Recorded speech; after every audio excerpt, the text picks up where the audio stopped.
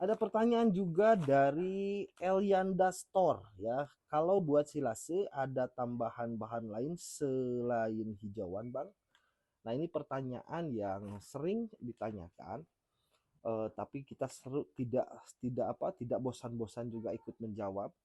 Jadi silase itu prinsipnya adalah mengawetkan hijauan.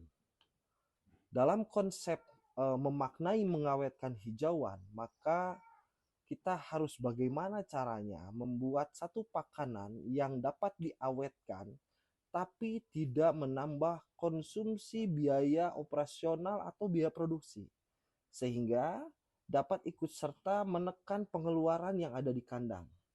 Nah, tentu goalsnya adalah mendapatkan keuntungan, ya. Jadi buat pertanyaan dari sobat agro kita, kalau berbicara tambahan, ya sebaiknya kita mengupayakan pembuatan silase itu tanpa tambahan apapun. Yang artinya adalah hijauan murni semurni-murninya. Tapi permasalahan teknis kadang terjadi. Contoh, bahan yang digunakan untuk pembuatan silase adalah salah satu rumput atau rambanan yang mengandung kadar air yang tinggi. Sehingga pada saat setelah pencoperan, misalkan contohnya kita menggunakan odot.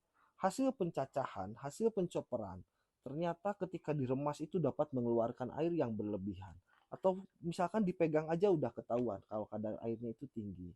Sehingga untuk memastikan pembuatan silasenya tidak gagal, teman-teman bisa menambahkan setidaknya dedak padi atau huut sebagai bahan yang mampu ikut menyerap kadar air tersebut sehingga menambah volumenya tapi sekaligus mengurangi kadar airnya. Secara tidak langsung kan volumenya menjadi bertambah tapi kadar airnya terserap. Nah, sehingga akan muncul keseimbangan kadar air pada volume tertentu yang tujuannya adalah tidak mencederai proses pembuatan silase.